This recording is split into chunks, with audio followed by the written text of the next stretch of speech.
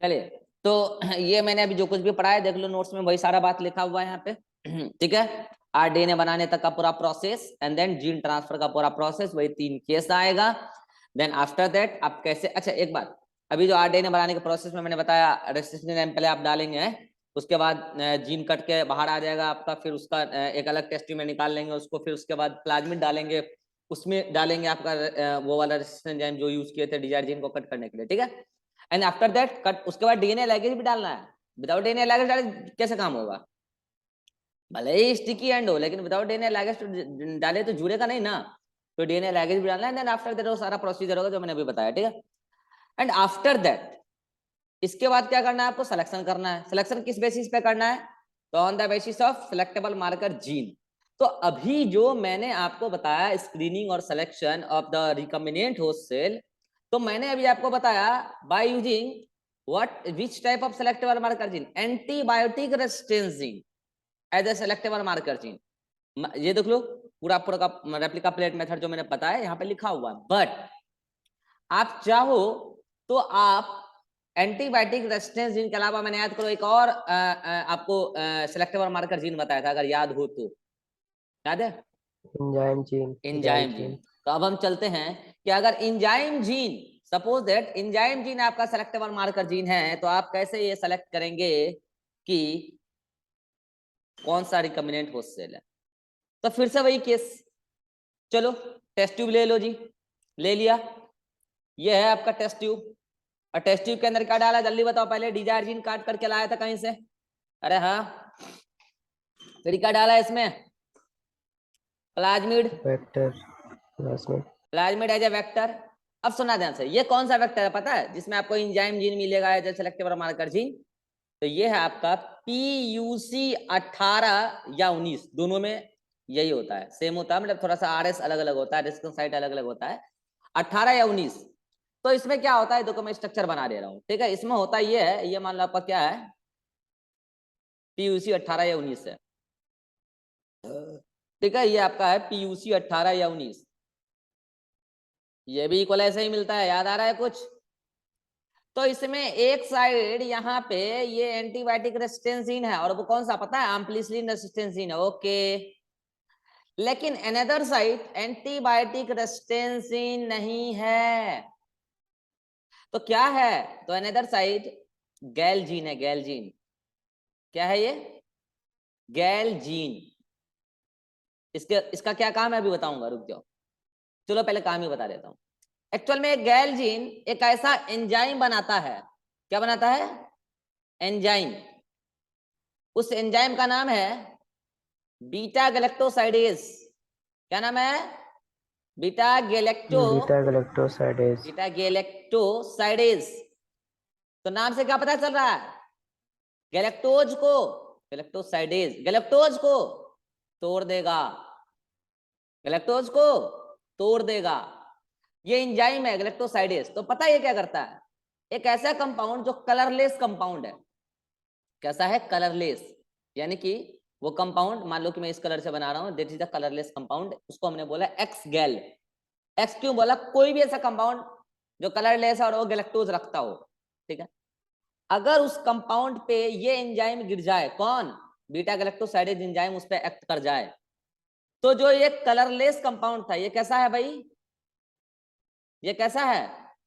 Colourless. Colourless है। तो एक कलरलेस कंपाउंड ब्लू कलर दे देगा। कैसा दे देगा? ब्लू कलर दे देगा। Blue colour. तो जो कलरलेस कंपाउंड था एक्स गेल, वो टूट जाएगा सिंपल कंपाउंड में, और वो सिंपल कंपाउंड कैसा होगा? Blue colour. ब्लू कलर होगा। Blue colour. तो मुझे एक बात बताओ, अगर ये गैल जीन एक्टिवेटेड है तो क्या बीटा गैलेक्टोसाइडेज एंजाइम बनेगा?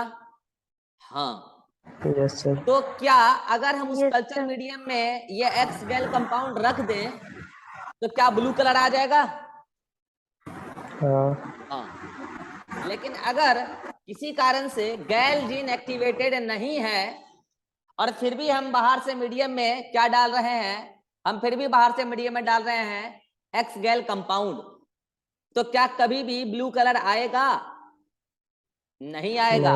क्योंकि आपका No, वो sir. गैल जीन इनएक्टिवेटेड है, बीटा गैलेक्टोसाइडेज एंजाइम नहीं बन रहा है, और अगर ऐसा है तो एक्स गैल कंपाउंड ब्रेक नहीं होगा सिंपल कंपाउंड में और ब्लू कलर नहीं आएगा, राइट। अगर आपको ये बात, ये वैसे ही बात है जैसे मैं उधर एंटीबायोटिक वाले में समझा रहा था, वैसे यहाँ पे समझा दिया ब्लू कलर का चक्कर क्या है। अब चलते हैं अपने टेक्निक पे। क्या करना है भैया आपको, आपको करना कुछ नहीं है भैया, यहाँ पे देख लो इस सारे वेक्टर के पास क्या है, अम्प्लिसिन रेजिस्टेंस जीन तो है ही सही, और साथ में क्या है, एक्स गैल जीन है ना। मैं आपको बता देना Yes, चाहता sir. हूं कि इस एक्स गैल जीन पे भी कई सारे रेस्ट्रिक्शन साइट होते हैं, जिसमें से मैं एक दिखा रहा हूं। आपको कोई रेस्ट्रिक्शन साइट का नाम नहीं पूछेगा, इस 12th लेवल पे नहीं पूछेगा, ये बता रहा हूं। तो ये कोई रेस्ट्रिक्शन साइट है, सपोज दैट ये कोई रेस्ट्रिक्शन साइट है यहाँ पे आरएस, ठीक है, कोई पर्टिकुलर एंजाइम के लिए। अब आपने वही एंजाइम से कट करके लाया डिजायर्ड जीन, जिसके लिए आरएस यहाँ पे है, ओके। तो मुझे बताइए इसमें आप कौन सा रेस्ट्रिक्शन एंजाइम यूज करोगे, अरे वही वाला यूज करोगे ना। वही वाला करेगा जिससे डिजायर जीन कट किया। सपोज दैट मैं इसको बोलता हूँ आरएस ए है, ये ए ऐसे ही नाम दे दिया ए, तो आप यहाँ पे REA यूज कर लेना। REA यूज करके आपने डिजायर्ड जीन लाया है, और वही REA आज आप मिक्सर में डाल रहे हो यहाँ पे, तो क्या होगा बताओ, कट लग जाएगा यहाँ पे, कहाँ पे, यहाँ पे कट लगा, कट लगा, तो लो कट लग गया, और आपका क्या आ गया, डिजायर्ड जीन। लो ये सब टेस्ट ट्यूब में हो रहा है, ये डिजायर्ड जीन है। अब फिर से वही बात, दो केसेस हैं, बना दूं दो केसेस, क्या क्या केसेस हैं आप खुद बताओ, दो केसेस हैं यहाँ पे, सेल्फ कौन कौन से, लाइगेटेड और आरडीएनए। वही सेल्फ लैगेटेड वेक्टर बनेगा या फिर RDNA बनेगा। तो लो सेल्फ लैगेटेड वेक्टर, अच्छा ध्यान रहे अम्प्लिसिन रेजिस्टेंस जीन दोनों में से किसी में डिस्टर्ब नहीं हुआ है, तो दो केसेस आपको बनाने हैं। तो कट तो दोनों में लगा है भैया, कट तो दोनों में लगा है, आपने वही RE यूज किया जिसका RS गैल जीन पर है।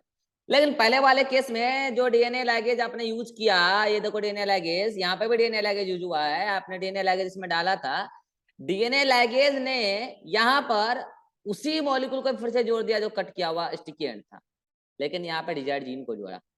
तो बताओ ये क्या बन गया, ये बन गया सेल्फ लैगेटेड वेक्टर, और ये क्या बन गया, RDNA मॉलिक्यूल। यस और नो। अब क्या होगा, वही सारी बातें। तो चलो क्या करना है, टेस्ट ट्यूब ले आओ, कहाँ से, माइक्रोबायोलॉजी डिपार्टमेंट से बैक्टीरिया खरीद ले आओ। कौन सा बैक्टीरिया भैया ये बताओ, इकोलाई लाया, लेकिन कैसा वाला, डी प्लाज्मिलाइज्ड, ये इंपॉर्टेंट है। आपने कैसा बैक्टीरिया लाया, डी प्लाज्मिलाइज्ड। अच्छा प्लाज्मिलाइज्ड लाने से क्या प्रॉब्लम आएगा, अभी लास्ट में फिर से चर्चा करूंगा, ट्रांसफॉर्मेंट का हाँ आप क्लियर नहीं कर पाओगे, अभी लास्ट में फिर से चर्चा करूंगा। तो उसका खुद का अपना जीनोम तो है लेकिन प्लाज्मिड नहीं है, जीनोम है लेकिन प्लाज्मिड नहीं है, मेन क्रोमोसोमल DNA है लेकिन प्लाज्मिड नहीं है। तो ये सारे के सारे इकोलाई कैसे हैं, एज अ होस्ट सेल हम इसको ले रहे हैं, ये सारे के सारे इकोलाई डी प्लाज्मिलाइज्ड हैं, डी प्लाज्मिलाइज्ड हैं, ओके। अब आपने क्या करना है इसमें बताओ, ये सारा का सारा सब कुछ कहाँ है, टेस्ट ट्यूब में है ना। ये क्या बताओ, क्या यहाँ पे अम्प्लिसिन रेजिस्टेंस जीन है, हाँ। क्या यहाँ पे अम्प्लिसिन रेजिस्टेंस जीन है, हाँ। क्या यहाँ पे टेट्रासाइक्लिन रेजिस्टेंस सॉरी गैल जीन है, हाँ। यहाँ पे गैल जीन नहीं है, यहाँ पे डिजायर्ड जीन आ चुका है, यस और नो। चलो अब आपने क्या करना है, Yes. बस इसका सॉल्यूशन इसमें डाल दो, डालने के बाद वही फिर से दो केस, मतलब दो चीटियां आई इसमें, सेल्फ लैगेटेड वेक्टर आया और क्या आया, RDNA मॉलिक्यूल आया, ओके। RDNA. अब यहां से वही तीन केस बनेगा, तो कौन कौन से तीन केस बनने वाले हैं, वही तीन केस जो मैंने आपको उस टाइम बताया था। तो आ जाओ नेक्स्ट पेज पे, वही तीन केस बनने वाले हैं यहाँ पे। अरे सब कुछ टेस्ट ट्यूब में ही हो रहा है, चाहे तो बड़ा सा टेस्ट ट्यूब में बना के करो सारा खेल। तो तीन टाइप के बैक्टीरिया बनने हैं आपके यहाँ पे, ये फर्स्ट केस, सेकेंड केस और ये थर्ड केस। सभी के पास अपना खुद का तो जीनोम है ही सही, खुद का जीनोम तो है ही सही, लेकिन फर्स्ट वाले केस में कुछ तो कुछ ट्रांसफर हुआ है, सेकंड में भी हुआ है लेकिन थर्ड में नहीं हुआ है। फर्स्ट में जो ट्रांसफर हुआ है उसके पास भी अम्प्लिसिन रेजिस्टेंस जीन है, इसके पास भी अम्प्लिसिन रेजिस्टेंस जीन है। फर्स्ट जो हुआ है उसके पास अभी गैल जीन है, और जो सेकेंड है उसके पास गैल्जीन नहीं है। क्यों? क्योंकि उसके बीच में गैल्जीन के बीच के सीक्वेंस में क्या घुस गया है? Desired DNA. तो बताओ ये पूरा का पूरा मॉलिक्यूल क्या है? सेल्फ लिगेटेड वेक्टर है और ये क्या है? आरडीएनए है। यस और नो? Yes sir. मैं फिर से आपको बता देता हूं, यहाँ पे नाम लिख देता हूं कि ये एम्प्लिसिलिन रेसिस्टेंसिन है, यहाँ पे ये भी एम्प्लिसिलिन रेसिस्टेंसिन है और ये गैल्जीन है। ठीक है, यहाँ पे गैल्जीन नहीं है। जल्दी मुझे नामांकन बता दो, पहले वाले केस में क्या नाम दूंगा? सोच समझ के बताओ।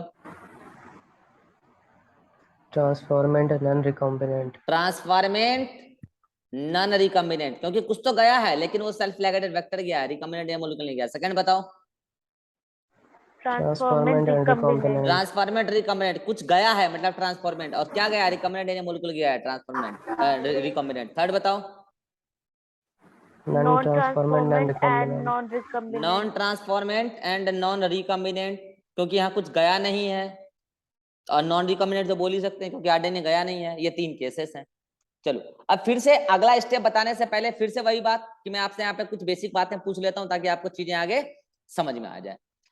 मुझे बताना कि अगर मैं यहां पर एंटीबायोटिक अप्लाई करूं एम्प्लिसिलिन, एंटीबायोटिक अप्लाई करूं टेट्रासाइक्लिन, और मैं एक्स गैल कंपाउंड डालूं, तीनों केस में लेके चल रहा हूं, तो आपको बताना है इन दोनों एंटीबायोटिक के केस में तो ये बताना है जिंदा रहेगा या मरेगा, और एक्स गैल कंपाउंड बाहर से सप्लाई कर रहा हूं तो आपको ये बताना है कि मतलब कल्चर मीडियम में तो आपको ये बताना है कि ब्लू कलर आएगा कि व्हाइट कलर आएगा। ठीक है, चलो फर्स्ट वाले केस में मुझे बताओ कि अगर मैं यहां पर फर्स्ट वाले केस में बताना है ट्रांसफॉर्मेंट नॉन रिकॉम्बिनेंट में एम्प्लिसिलिन डालूं तो ये जिंदा रहेगा कि मरेगा? जिंदा रहेगा। जिंदा रहेगा, क्योंकि इसके पास एम्प्लिसिलिन रेसिस्टेंसिन है इसलिए जिंदा रहेगा। अगर टेट्रासाइक्लिन डालूं तो मर जाएगा। मर जाएगा, क्योंकि लो मैं ऐसे लिखता हूं लाइव, ये मर जाएगा डेड, क्योंकि टेट्रासाइक्लिन रेसिस्टेंस के पास नहीं है। अगर मैं एक्स गैल कंपाउंड डालूं तो कैसा कलर आएगा? ब्लू या व्हाइट? ब्लू।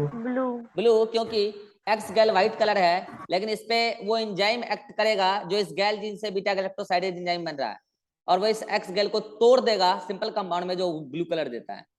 फर्स्ट केस का क्लियर है। सेकंड है तो ट्रांसफॉर्मेंट रिकॉम्बिनेंट, अगर मैं एम्प्लिसिलिन डालूं तो जिंदा रहेगा कि मरेगा? जिंदा रहेगा। जिंदा रहेगा। अगर मैं टेट्रासाइक्लिन डालूं तो मर जाएगा। डेड हो जाएगा, क्योंकि टेट्रासाइक्लिन के पास नहीं है, जबकि एम्प्लिसिलिन रेसिस्टेंसिन था।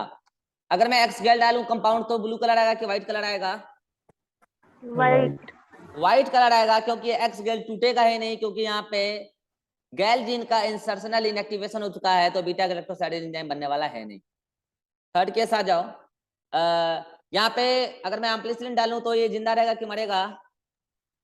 मर जाएगा। डेड हो जाएगा, क्योंकि इसके पास एम्प्लिसिलिन रेसिस्टेंसिन नहीं है। टेट्रासाइक्लिन डालने पे क्या होगा?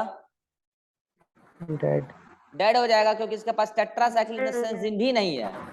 अगर मैं एक्स गैल कंपाउंड डालूं तो व्हाइट कलर देगा कि ब्लू कलर देगा? वाइट देगा। व्हाइट कलर देगा, क्योंकि इसके पास तो पहले से वो जीन नहीं है, गैल जीन, क्योंकि हमने इसको डिप्लाज्मिलाइज्ड किया हुआ है। ठीक है, ये चीजें एकदम एक बार में सीख लो। तो अब ये सारा, अब ऐसा एक एक बैक्टीरिया तो नहीं होगा, ऐसे तो घने सारे हैं भाई साहब, ऐसे तो घने सारे हैं, और वो भी इस तरीके से अरेंज नहीं जैसे मैं यहाँ पे बना दिया हूँ। उधर रैंडमाइज होते हैं टेस्ट ट्यूब में। अब उसमें से आपको सेलेक्ट कौन सा करना है? केवल ये वाला चाहिए आपको। तो चलिए हम सेलेक्ट करते हैं। तो क्या करना है? वहां से रेप्लिका प्लेट मेथड के लिए हमने मास्टर प्लेट बनाया था, तो मास्टर प्लेट तो यहाँ पे भी बनाना पड़ेगा। तो चलिए मास्टर प्लेट बनाइए सबसे पहले। तो दिस इज मास्टर प्लेट, ये है आपका मास्टर प्लेट। ठीक है, ये मास्टर प्लेट है। मास्टर प्लेट पे भी क्या डाला?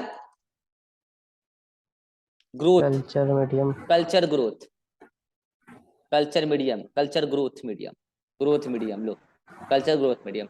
इन जनरल अगार अगार ही डालते हैं, मैंने आपको बताया। ठीक है, अच्छा अब इस पे क्या करना है? बस इसका सस्पेंशन डाल देना है यहाँ पे कुछ पार्ट। तो फिर से मान लो सपोज दैट आपको यहाँ पे 5 कॉलोनीज मिले, 1 2 3 4 5, आपको यहाँ पे 5 कॉलोनीज देखने को मिले, 1 2 3 4 एंड 5 कॉलोनीज देखने को मिले। ठीक है, यहां तक सब कुछ क्लियर है? ये मास्टर प्लेट है आपका। हम लोग इस केस में रेप्लिका प्लेट नहीं बनाते हैं, जरूरत नहीं है। अगर आप चाहें, आपको एक्सपेरिमेंट में आगे डर लग रहा है कि आगे पता नहीं क्या होगा नहीं होगा, तो आप रेप्लिका प्लेट बना के रख सकते हैं और रेप्लिका प्लेट पे भी आप काम कर सकते हैं, लेकिन एसेंशियल नहीं है। इसलिए इस मेथड का नाम रेप्लिका प्लेट मेथड नहीं, एसेंशियल नहीं है। हम मास्टर प्लेट पे सारा काम कर लेते हैं, ठीक है। तो क्या करना है अब आपको, पहले तो क्या करना है बताओ। आपको ट्रांसफॉर्मेंट को अलग करना है नॉन ट्रांसफॉर्मेंट से। क्या करें बताओ, सोच के बताओ। आपको नॉन, हाँ एम्प्लीसिलिन डाल देंगे। क्या डालेंगे? एम्प्लीसिलिन। बहुत अच्छा, आप आम्पलीसिलिन डालेंगे। अच्छा, टेट्रासाइक्लिन नहीं डाल सकते क्या? नहीं, उसमें तो मर जाएगा नहीं ना। डालेंगे, टेट्रासाइक्लिन नो डालेंगे सर। तो हमारा वाला भी मर जाएगा। तो हम क्या डालेंगे यहाँ पे? आम्पलीसिलिन। तो एम्प्लीसिलिन। जैसे ही हमने आम्पलीसिलिन डाला, तो मैंने ऐसा ऑब्जर्व किया कि कॉलोनी नंबर 1 और 4 मर गए। तो बताओ कंक्लूजन क्या आया? क्या कंक्लूजन आया? वो नॉन ट्रांसफॉर्मेंट नॉन कि recombinant. 1 and 2 non transformant non recombinant है, क्योंकि इनके पास आम्पलीसिलिन तो नहीं थे। तो बताओ क्या इस तरीके से आपका नॉन ट्रांसफॉर्मेंट नॉन रिकॉम्बिनेंट से अलग हो गया? तो क्या आपका ampicillin resistance gene as a selectable marker gene use हो चुका है? यस। ओके, क्या करें इसके बाद? टेट्रासाइक्लिन डाल दें? नहीं। नहीं, टेट्रासाइक्लिन में यूज ही नहीं नो होगा, सर।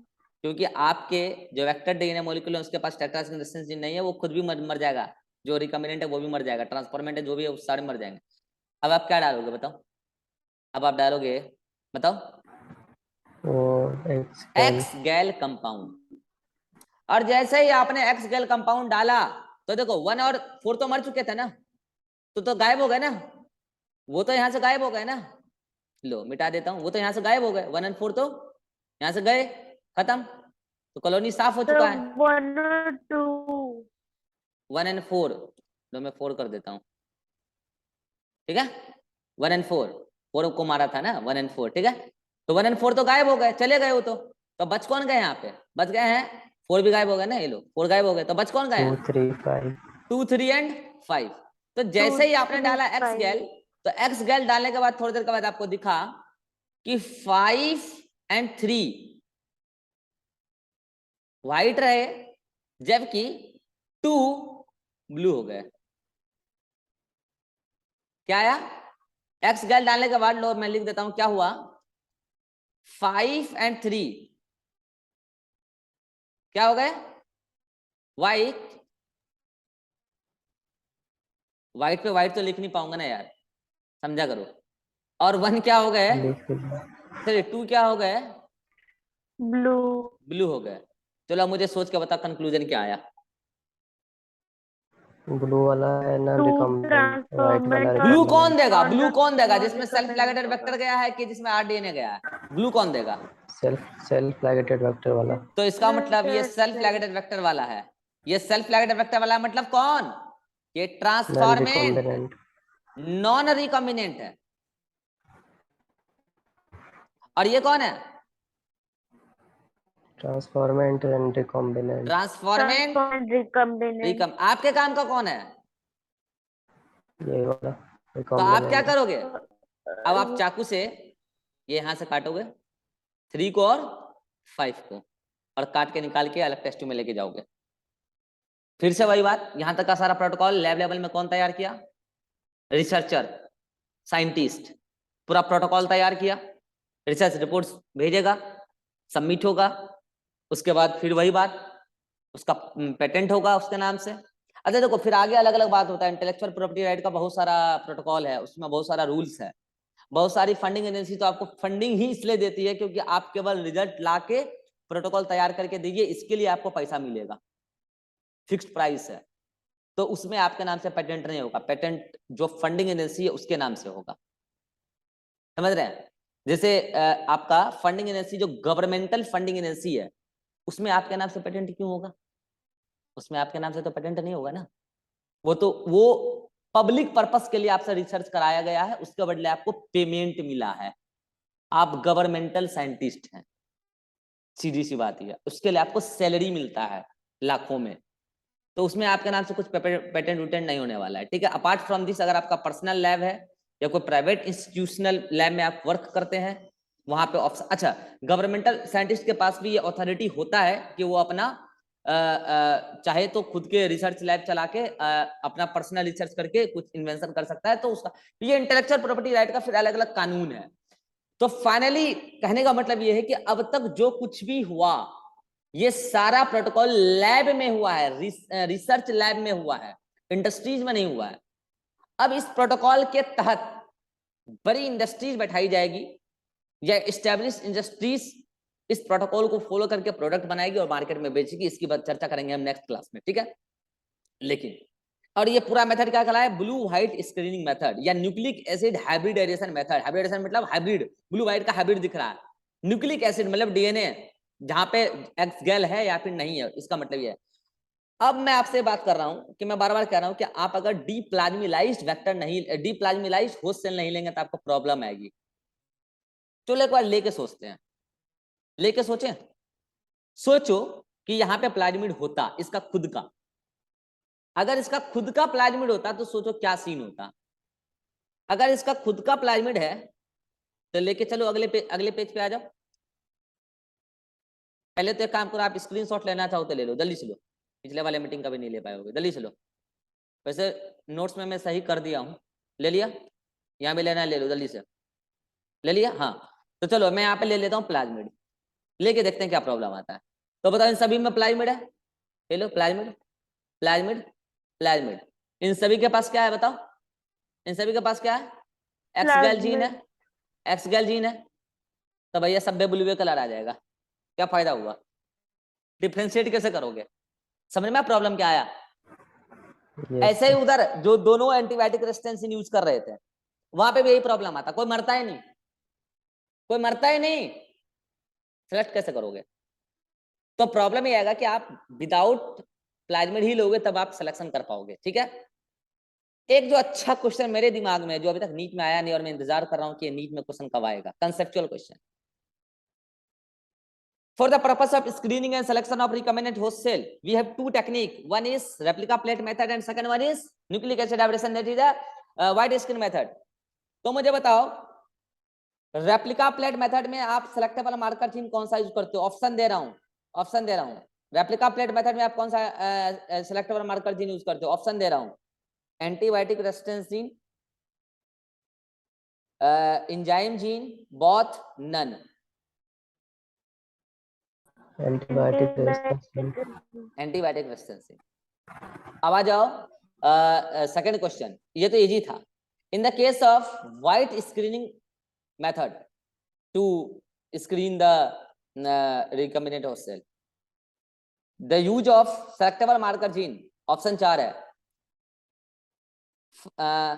only गैल जीन, गैल मीन्स एंजाइम जीन आपको पता है, only gal gene first option, second option only antibiotic gene, third option first gal gene then antibiotic resistance gene, and fourth first antibiotic resistance gene then gal gene, fourth. समझ में आया, use दोनों हुआ है और पहले कौन हुआ है ज्यादा इंपॉर्टेंट है, ठीक है। तो इस टाइप के कंसेप्चुअल क्वेश्चन उम्मीद करते हैं आप बना लेंगे। तो अब तक आपने क्या पढ़ा, सारे स्टेप पढ़ लिया आपने, रिकॉम्बिनेंट डीएनए टेक्निक के और जीन ट्रांसफर टेक्निक के, ठीक है, और फाइनली आपने स्क्रीनिंग मेथड भी सीख लिया। लेकिन एक बात बताओ, अभी तक मैंने जो कुछ भी चर्चा किया, रिकॉम्बिनेंट डीएनए मॉलिक्यूल को ट्रांसफर किया है और उसमें आप रिकॉम्बिनेंट डीएनए मॉलिक्यूल मतलब प्लाज्मिड मतलब वेक्टर भी है साथ में, और वेक्टर में सेलेक्टेबल मार्कर जीन होता है, मैंने बताया वो आपको मदद कर रहा है सिलेक्शन में। ये तो व्हाट इनडायरेक्ट मेथड ना, अगर इनडायरेक्टली आपने जीन ट्रांसफर किया वेक्टर को यूज करके, लेकिन अगर डायरेक्ट जीन ट्रांसफर हुआ है तो वहां पे तो कोई किसी प्रकार का सेलेक्टेबल मार्कर जीन नहीं है ना। हेलो,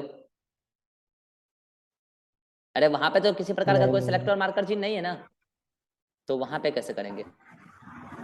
हमारे पास टेक्निक है जो आपके लेवल पे नहीं पढ़ाते हैं, फ्यूचर में अगर रिसर्च करना होगा तो आप पढ़ोगे फिर।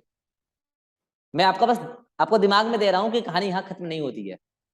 फिर ये भी तो सोचो डायरेक्ट जीन ट्रांसफर अगर सक्सेसफुल हो गया तो फिर हम पता कैसे करेंगे कि हुआ है कि नहीं हुआ है। जीन एक्सप्रेशन से पता करते हैं, फिर अलग टेक्निक उसमें लगाना पड़ता है, ठीक है। बस एक हिंट दे दिया कि उसका अलग टेक्निक होता है। चलो, तो अब ये हो गया फाइनली आपका पूरा का पूरा स्टेप खत्म हो गया। तो अगर आप देखेंगे शुरू से अंत तक, तो मैं आपको एक बार स्टेप रिकॉल कराता हूं। पहला स्टेप क्या था? Isolation of DNA. दूसरा स्टेप क्या था? Cutting of desired gene from the desired DNA to obtain the desired gene, ठीक है। थर्ड स्टेप क्या था? Gel electrophoresis for the separation of desired gene from the mixture of gene, gel electrophoresis. Fourth option क्या था? Fourth था optional process, PCR, polymerase chain reaction. Fifth क्या था? Formation of recombinant DNA molecule. Sixth क्या था? Gene transfer, gene transfer into host cell. अब वो gene recombinant molecule भी हो सकता है, डायरेक्ट भी हो सकता है, ठीक है। और एट लास्ट क्या था अभी जो पढ़ाया आज? Screening and selection of recombinant host cell. Recombinant host cell मतलब ट्रांसफॉर्मेंट रिकॉम्बिनेंट होस्ट सेल, वो भी ठीक है, क्योंकि रिकॉम्बिनेंट तो वैसे भी एक ही है यार, रिकॉम्बिनेंट तो एक ही है, एक ही टाइप का है, ठीक है। तो इस टाइप से अब इसके बाद क्या करेंगे, इसके बारे में भी आपके एनसीईआरटी में चर्चा दी हुई। क्योंकि पता है इंडस्ट्रीज जो है, एक बात बताओ, आप एक बात सोचो, विदाउट इंडस्ट्री के एक रिसर्चर का कोई महत्व है, कोई अस्तित्व है? अगर बड़े बड़े लोग जो बिजनेसमैन हैं, अगर वो लोग इंडस्ट्रीज ना चलाएं, तो एक रिसर्चर का कोई भी रिसर्च या कोई भी आउटपुट जो रिजल्ट आए, कोई खरीदेगा या उसका कोई सिग्निफिकेंस है सोसाइटी में? एक बात बताओ, जिसने भी कोविड वैक्सीन बनाया लैब में फर्स्ट है, फिर आप बाद में और भी अलग अलग टाइप के वैक्सीन बने, अगर उस वैक्सीन को लार्ज लेवल पर बहुत सारे प्रोडक्शन करने वाली अलग अलग इंडस्ट्रीज नहीं होती, तो क्या उसका कोई मतलब है? नहीं, उसका कोई मतलब नहीं, फिर कोई मतलब ही नहीं है ना। अब एक बात और बता दूं आपको, ऐसा ना सोचें कि इंडस्ट्रीज में केवल मजदूर होते हैं। अरे भाई साहब, मजदूर सब काम कर लेगा? ऑब्वियसली इंडस्ट्री में मजदूर होते हैं, मजदूर से तो टंकी साफ करवाएंगे, जिस टंकी में बायोरिएक्टर में काम चल रहा है उसको धुलवाएंगे, उसको धुलवाने के लिए भी उसको ट्रेनिंग देना पड़ता है, वहां पे भी साइंटिस्ट होते हैं, वहां पे भी साइंटिस्ट का पोस्टिंग होता है, वहां पे भी उनको सैलरी मिलता है। अब जैसे सपोज करो कि, अब भाई एक बात बताओ, स्कूल में 10 बच्चा पढ़ता है, तो 10 का 10 बच्चा तो अच्छा नहीं ना होगा, उसमें ऊपर नीचे रैंकिंग होगा ना जी। तो अब मान लो कि 10 आदमी रिसर्चर बना, तो 10 का 10 रिसर्चर, 10 का तेज दिमाग तो नहीं हो सकता है ना, सबका एक जैसा दिमाग तो नहीं होगा ना। तो उसमें कुछ ऐसा, मान लो 10 रिसर्चर बने, उसमें से कुछ 5 रिसर्चर ऐसे होंगे जो अपने ताकत पे खुद का लैब चलाने की ताकत रखते हैं, तो वो तो इंडस्ट्री ज्वाइन नहीं ही करेगा, वो तो खुद का इंडस्ट्री डेवलप करेगा, यस और नो? खुद का इंडस्ट्री डेवलप करेगा और खुद का रिसर्च लैब डेवलप करेगा, वो नौकरी तो नहीं करेगा, ठीक है। उसका तो बातें है, उसका तो बातें खत्म करो। अब मान लो कि 5 बच्चे, 5 में 3 कहते हैं कि नहीं हम सरकारी साइंटिस्ट बन जाते हैं, क्या पता कब नौकरी लगे न लगे, क्या है भरोसा नहीं, हमको मंथली पेमेंट चाहिए। तो वो तीनों तो सरकारी बन गया, सरकारी रिसर्च लैब ज्वाइन कर लिया, बचा 2। अब वो 2 क्या करेगा बेचारा? उन्हें तो खुद का रिसर्च लैब क्रिएट करने के लायक दिमाग रख पाता है, लेकिन रिसर्चर तो बन गया है, और ना ही उसके पास सरकारी नौकरी में इंटरव्यू पास करने का दम है, तो वो 2 क्या करेगा? वो जाएगा इंडस्ट्रियल जॉब के लिए। मैं ये नहीं कह रहा हूँ कि इंडस्ट्रियल जॉब खराब है रिसर्चर के लिए, वो भी भाई नॉर्मल आदमी की तुलना में तो बापे है, वो है रिसर्चर ही ना यार, नॉर्मल आदमी की तुलना में तो बाप है वो सबका। लेकिन अदर रिसर्चर की तुलना में उसकी परफॉर्मेंस कम थी, तो इंडस्ट्री ज्वाइन कर लिया, कोई बात नहीं है। तो इंडस्ट्री में उसको ज्यादा काम नहीं करना है, क्यों? उसको बना बनाया प्रोटोकॉल दिया जाएगा और उसको बोला जाएगा कि आप इस प्रोटोकॉल के तहत पे इस इंडस्ट्री में निगरानी कीजिए, इस तरीके से काम चलना चाहिए, किसी प्रकार का कोई गड़बड़ी नहीं आना चाहिए। तो इंडस्ट्रीज में भी साइंटिस्ट होते हैं, वहां पे भी रिसर्चर होते हैं, उनकी निगरानी में सारा काम चल रहा है। कैसे चल रहा होगा ये सारा काम, इसकी चर्चा करेंगे हम नेक्स्ट क्लास में, जो आपकी एनसीईआरटी में भी दिया हुआ है। ओके, एंड आफ्टर दैट हम बात करेंगे, जो मैं जैसा भी मैं आपके साथ बात कर रहा था, इंटेलेक्चुअल प्रॉपर्टी राइट, मतलब कि कॉपीराइट, पेटेंट, ये सब जो होता है, ये इस रिसर्च का एक बहुत बड़ा पार्ट है। इथिक्स भी बात करेंगे, क्या ऐसा थोड़ी है कि किसी का भी जीन उठाएं कहीं पे भी डाल दें, ऐसा थोड़ी होता है। तो ये सब भी बात करेंगे, तब जाके हमारा चैप्टर कंप्लीट हो जाएगा, यानी कि नेक्स्ट 1.5 क्लास में चैप्टर कंप्लीट हो जाएगा। उसके बाद हम स्टार्ट करेंगे एप्लीकेशन ऑफ बायोटेक्नोलॉजी। यहाँ तक कोई दिक्कत है तो जल्दी से पूछिए फास्ट। No sir. चलिए, तो अब आपको क्या करना है कि एनसीईआरटी में नोट्स में तो मैंने सही कर दिया, मैंने नोट्स भेज भी दिया है। और ये पढ़ लेना, इसको नीचे वाला मैंने अभी सही किया नहीं है, कुछ गलती होगा तो बताना, वैसे मैं एक बार देख लूंगा। ये 7th स्टेप जो है ये अभी नहीं पढ़ाया हूँ, कल पढ़ाया हूँ। अब आपको एनसीईआरटी में क्या करना है, नोट्स पढ़ लेना है अकॉर्डिंग से। अब आपको एनसीईआरटी में जो कुछ प्रोसेस छूटा हुआ था, अब देखो कहाँ छूटा हुआ था, एक तो ये छूटा हुआ था, ये आप फिर से पढ़ना, ये आपको आज अच्छे से समझ में आएगा। क्या ये वाला रियली आज ही आपको समझ में आएगा, ये पूरा पढ़ना, पेज नंबर 199 पे।